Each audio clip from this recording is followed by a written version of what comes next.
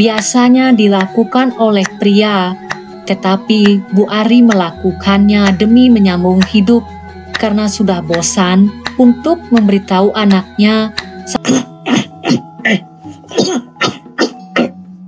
Entah sampai kapan aku akan seperti ini. Ya syukurilah, yang penting aku diberikan kesehatan. Sehingga apa yang dikatakan orang kadang-kadang bisa didengar, kadang juga tidak. Ikuti terus cerita-cerita menarik dari kami. Cintai budaya kita dan literasi. Selamat menyaksikan, like, komen, subscribe, dan share. Tragedi perjuangan hidup seorang janda. Tenagaku sebenarnya sudah tidak kuat, tetapi aku tetap semangat dalam hidup ini karena anakku yang seharusnya sudah bisa mandiri. Sejak ayahnya meninggal, ia tetap begitu saja. Aku harus mencari kerja. Bagaimana agar aku bisa hidup? Kemana aku harus minta anak laki-lakiku yang seharusnya menjadi sandaran hidupku? Kenyataannya sampai saat ini ia belum bisa hidup mandiri. Masih saja bersikap seperti anak-anak. Bahkan ia sering minta kepada diriku. Begitulah keluhan Bu Asti. Ia adalah seorang janda tua yang fisiknya sudah tidak lagi kuat untuk bekerja. Ia hidup sangat sederhana.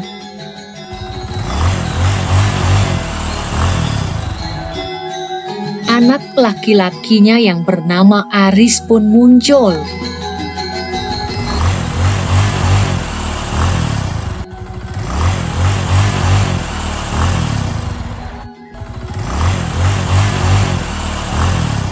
Bu, rokokku habis, Bu. Dan motor itu kayaknya sudah rusak, Bu. Nak, ingatlah dirimu, nak. Itu pun motor yang kamu punya kan hasil penjualan sapi ayahmu dulu, nak. Mana mampu ibu sekarang untuk membiayai. Ibu kan sudah tua. Kamu seharusnya mulai bekerja, nak. Ingatlah, nak, usiamu sudah cukup, nak. Bu Asti berbicara sambil mengusap-usap tembakau di mulutnya untuk membersihkan giginya.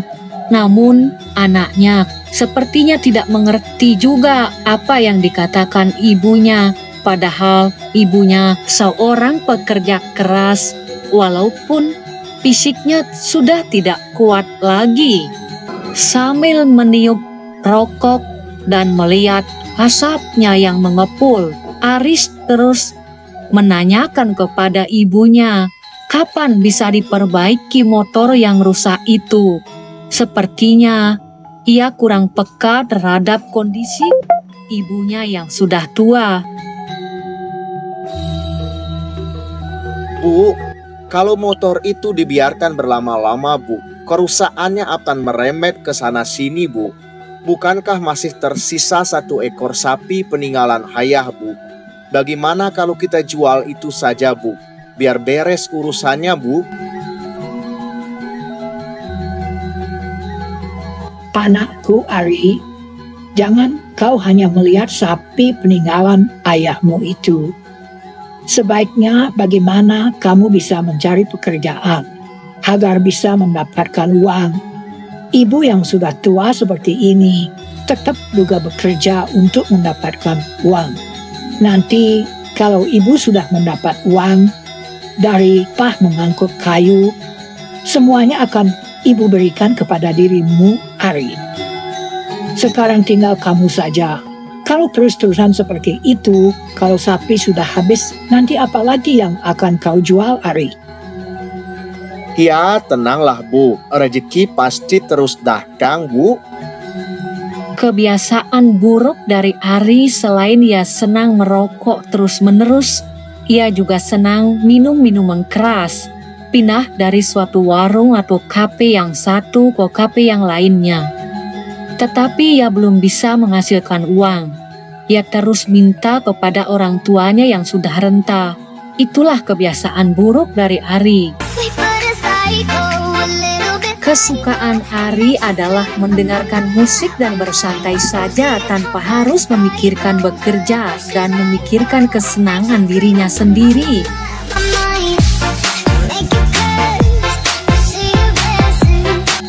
Sementara ibunya Ari, sang janda tua, tertatih-tatih bekerja mengangkut kayu untuk sesuap nasi dan juga untuk menghidupi keluarganya.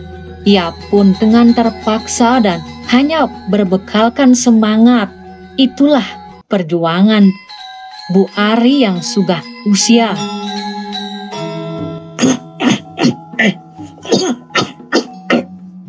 Entah sampai kapan aku akan seperti ini. Ya syukurilah, yang penting aku diberikan kesehatan. Pasti aku akan bekerja. Apa yang dilakukan Ibu Ari selama ini adalah biasanya dilakukan oleh pria, tetapi Bu Ari melakukannya demi menyambung hidup karena sudah bosan untuk memberitahu anaknya satu kata pun tak pernah dipatuhi. Oleh karena itulah ia merasa jengah. Di pagi-pagi buta, Bu Asti, ibunya Ari, sudah bangun.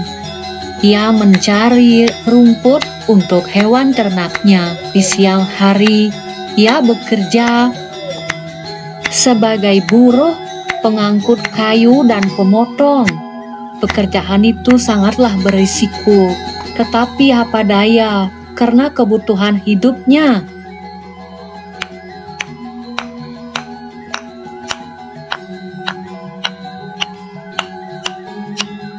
Awas Bu, awas! Awas!